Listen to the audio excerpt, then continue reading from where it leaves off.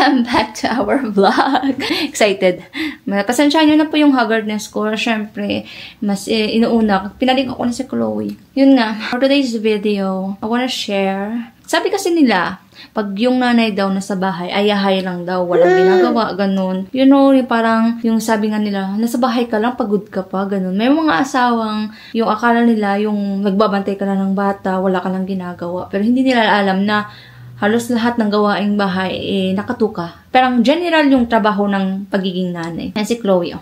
Yun nga, yung sabi nila, housewife lang naman ako, parang gano'n. Pero hindi nila alam na sobrang hirap din pala na maging housewife. Dahil hindi yung katulad noon na parang wala kang ginagawa, wala kang pinagbantayang anak. Ngayon, iba na. Iba na yung routine ng buhay mo. Mas good sa lalaki dahil walang may nagbago sa kanila.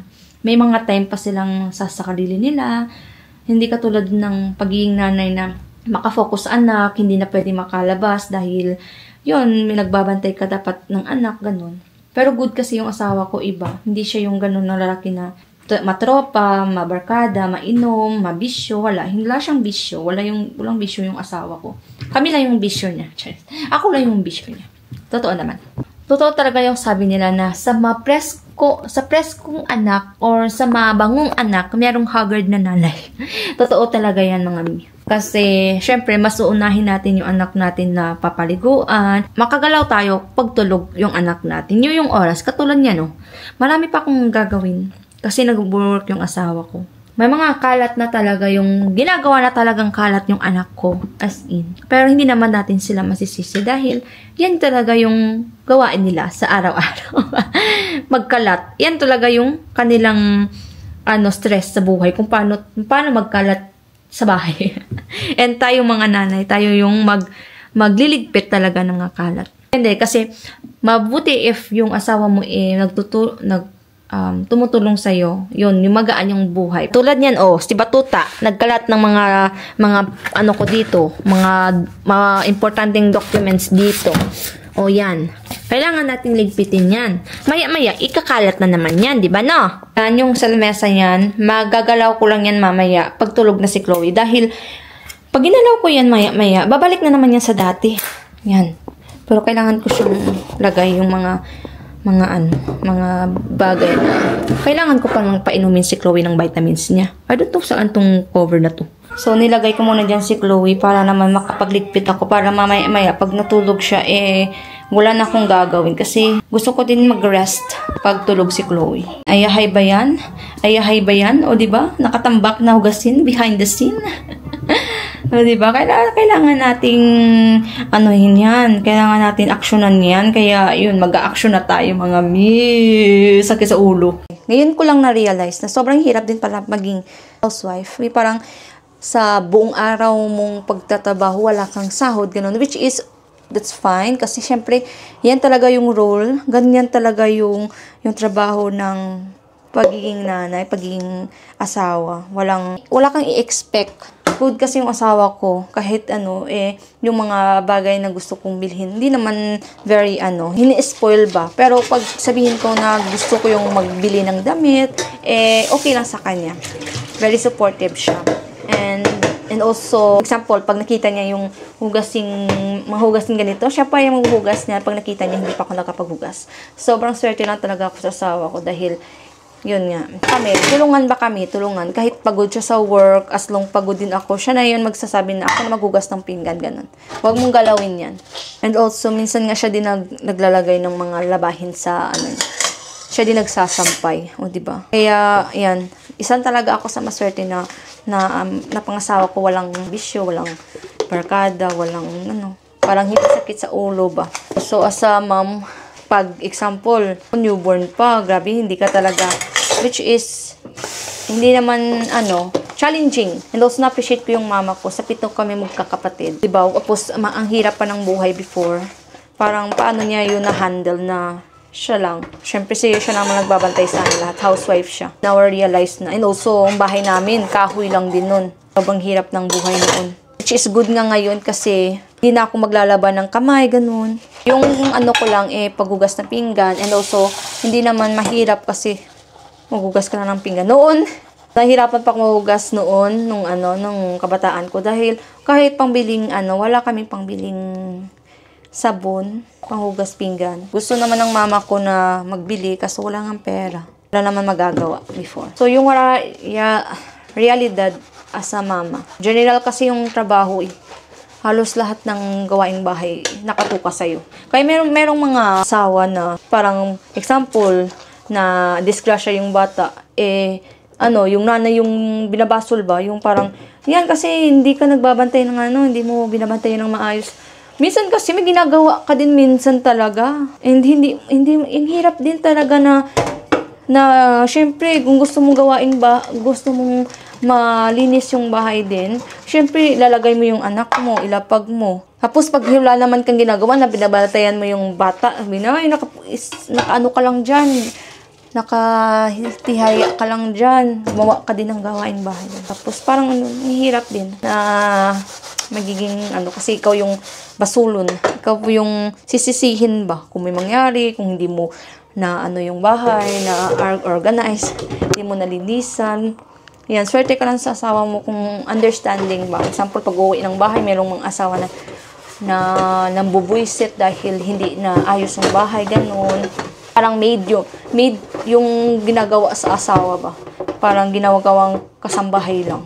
Good kasi yung asawa ko, work at home. Pag wala siyang siya yung naghuhugas ng pinggan. And also, pag sinasabi ko na, Blavi, ikaw muna maghugas ng pinggan kasi pagod yung kamay ko. Minsan kasi yung wrist ko, sumasakit din kasi yan. Kaya sabi ng asawa ko, wag mo nang galawin yan. Ako nang gagawa yan. Kaya, yun. Swerte lang talaga. Good kasi si Chloe, late na din naggumigising. So, of course, may time din ako na malate na din magising. Yun, pagising, yun. Iisip na naman kung ano naman yung i-breakfast. Yan din yung isang sakit sa ulo. Kung ano ipapakain sa anak. Yung asawa ko, okay lang naman sa kanya na, example, pag hindi pa ako napagluto, kasi iniluluto ko muna yung pagkain ni Chloe. Okay lang sa kanya kasi marunong naman siya magluto ng kanya. Which is good help na din sa akin. Kasi pag ako kasi, nagkape ako, hindi pa naman ako nagutom pagkatapos magkape. Sanay na ba ako? Kaya minsan, yung asawa ko na nagluluto talaga ng pagkain namin. Or sabihin ko, love, I don't know what should I prepare. Kung ano ipiprepare ko for lunch. Sabi niya, ako na bahala. Sana all. Ako nang bahala. O siya na nang nagluluto ng lunch namin minsan. Dito kasi hindi naman uso yung breakfast. Kasi yung breakfast namin, bread and coffee. Katulad sa Pilipinas na parang mamamatay tayong walang breakfast. Aminin. Sinasanay tayo sa breakfast, lunch, and dinner. Dito kasi, hindi sila nagbe-breakfast. Depende sa'yo if gusto mo. Nasanay na din ako dito na walang breakfast. Kaya, yun, lunch and dinner na lang. Kasi more on kami, bread sometimes pag breakfast. And also yung challenging din sa mama, sakit yung anak. Syempre, hindi ka makakatulog kasi binabantayan yung anak mo. Diba, 24 hours yung pagiging nanay at general yung lahat. Ngayon nga, madali na eh. May tubig na. May tubig na. Kasi kami noon, poso. Poso yung ginagamit namin sa amin, sa Bacolod noon. Ngayon, meron ng gripo. Noon, ibabuyan kami kasi before, kailangan mo talagang mag-igib ng tubig. Diyos ko, marimar. Ang sakit sa talaga. Muscle dahil doon. Kailangan mag-igib ng tubig. Poso. Ang hirap pa naman sa poso before.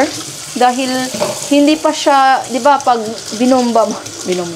Pag hindi pa lalabas yung tubig, kailangan pa ilang minuto bago lumabas yung tubig. Hindi talaga yung sa amin, parang ang maliit lang ba yung yung tuburan. So good lang nung nagka-gripo.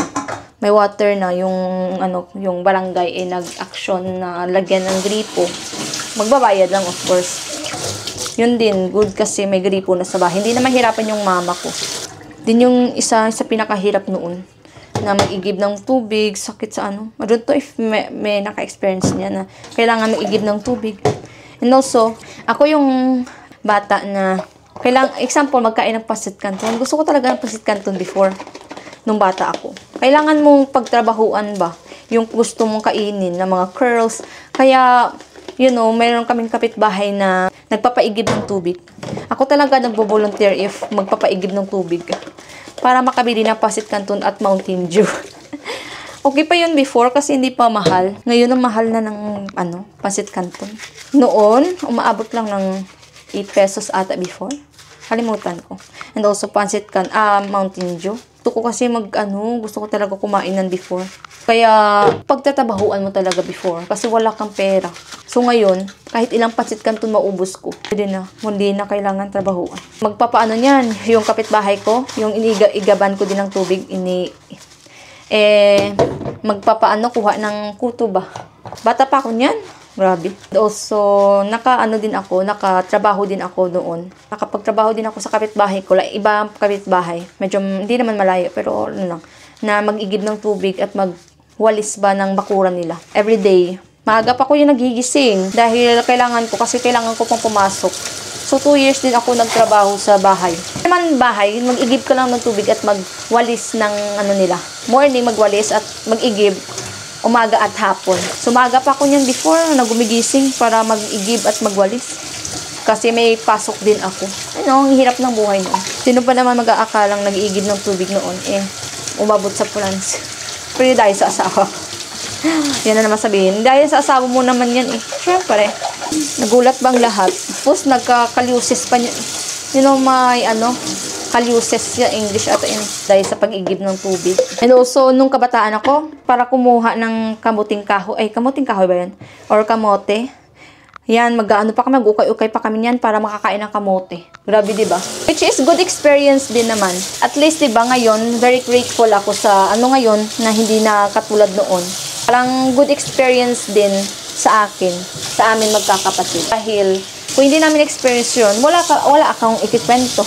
Wala akong ikikwento sa inyo, kung kabataan ko. Hindi kasi kami, hindi kami mayaman at hindi din kami mahirap. Mahirap din. Mahirap talaga. Noon, yung sa New Year and Christmas, tinapay lang at pansit, okay na yun before. Pinaka na yun, the best na Christmas at New Year pa yun sa amin. Hanggang yung mga ate ko nagkatrabaho na, yun. Bili kami ng spaghetti. Tapos yung spaghetti sauce, hindi pa yun, iba pa yung sauce, wala pang mga yun. Ketchup lang yun before, ketchup. Tapos lagyan mo ng condensed at sugar para medyo matamis-tamis. Ngayon, marami ng sauce ngayon na Filipino style sauce.